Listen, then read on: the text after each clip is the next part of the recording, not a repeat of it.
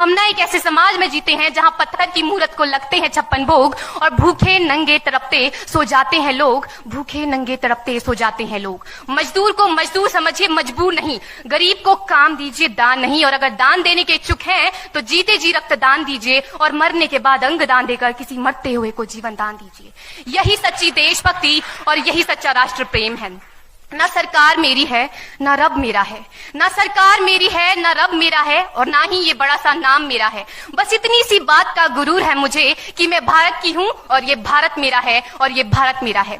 परंतु एक वैचारिक बीमारी हमारे समाज में मुझे नजर आती है। कहा जाता है हम दुनिया के सबसे बड़े लोकतंत्र हैं, जहां हिंदू पैदा होते हैं, मुस्लिम, सिख और ईसाई भी पैदा होते हैं, लेकिन बदकिस्मती है अब इंसान पैदा नहीं होते। और मेरे विचारों में ना हिंदू की जरूरत है ना मुसलमान की जरूरत है। राष्ट्र निर्माण के लिए केवल अच्छे इंसान की जरूरत है, केवल अच्छे इंसान की जरूरत है।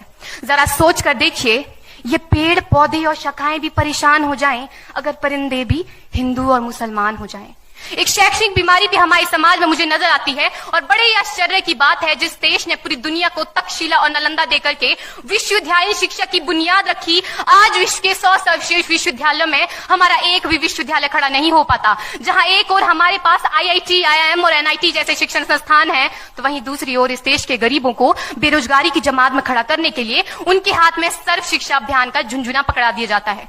और मैं बता दूं, इस शैक्षणिक बीमारी का केवल एक कारण वो ये कि हमारे देश की शिक्षा नीति केवल 2 तरह के लोगों के लिए बनती है। पहले वो जो विद्वान हैं और दूसरे वो जो धनवान हैं। इसी तरह की कई गजब की बीमारियां हैं, और इन बीमारियों की जो जड़ है ना, वो हमारा अंधविश्वास। और मेरे विचारों में जब तक इस देश का युवा अपनी सफलता के लिए मंदिरों में जा जाकर नारियल फोड़ फोड़ कर भगवान को रिश्वत लगाता रहेगा, हमारे समाज का शिक्षित वर्ग ही बिल्ली के रास्ता काटने पर खड़े हो जाना, अपने धर्म अपनी जाति को ऊंचा मानकर दूसरों के धर्म की अवहेलना करता रहेगा, तब तक ना तो इस देश से अंधविश्वास खत्म होगा और ना ही हमारा राष्ट्र निर्माण संभव होगा। हमारी संस्कृति, हमारी सभ्यता को दुनिया ने शीश नवाया है, तो क्यों आस्था के नाम पर हमने अंधविश्वास फैलाया है। मेरे विचारों में हमारा राष्ट्र निर्माण तब संभव होगा जब इस देश में महिलाओं की पूजा नहीं, उनकी इज्जत की जाएगी। राष्ट्र निर्माण तब संभव होगा जब हम जातिगत आरक्षण नहीं बल्कि सामाजिक सशक्तिकरण पर बात करेंगे। राष्ट्र निर्माण तब संभव होगा जब स्वच्छता अभियान में केवल सरकार नहीं बल्कि सड़क पर चलने वाला हर एक नागरिक हाथ बंटाएगा, स्वच्छ भारत स्वस्थ भारत को दिल से अपनाएगा। असल मायने में हमारा राष्ट्र निर्माण तब संभव होगा जब एक गरीब बच्चा मध्याह्न भोजन के नहीं बल्कि ज्ञान अर्जन के लिए सरकारी स्कूल की चौखट पर कदम रखेगा। और हमारा राष्ट्र निर्माण तब तक संभव नहीं होगा जब तक एक नागरिक नैतिक रूप से सटीन, चारित्रिक रूप से भ्रष्ट, मानसिक रूप से दिवालिया, धार्मिक रूप से अंधा, राजनीतिक रूप से गंदा, स्वैच्छिक मान मूल्यों के आंकड़ों में जिन्न शिन्न पैपंदमयी अखंड भारत को खंड खंड करता रहेगा। तब तक हमारा राष्ट्र निर्माण संभव नहीं होगा। बड़ी बड़ी बातें नहीं, छोटी छोटी कोशिशें करनी होगी, क्योंकि ठोकर हमें पहाड़ से नहीं पत्थरों से लगा करती है।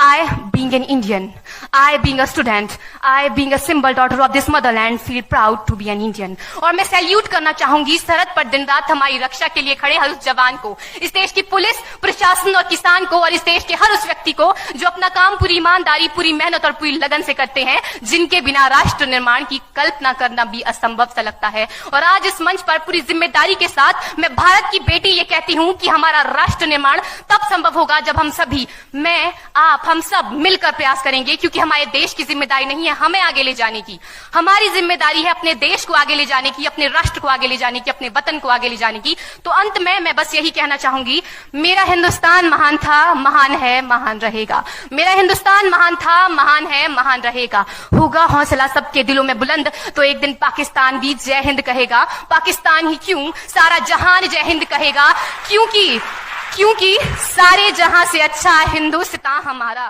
सारे जहां से अच्छा हिंदुस्तान।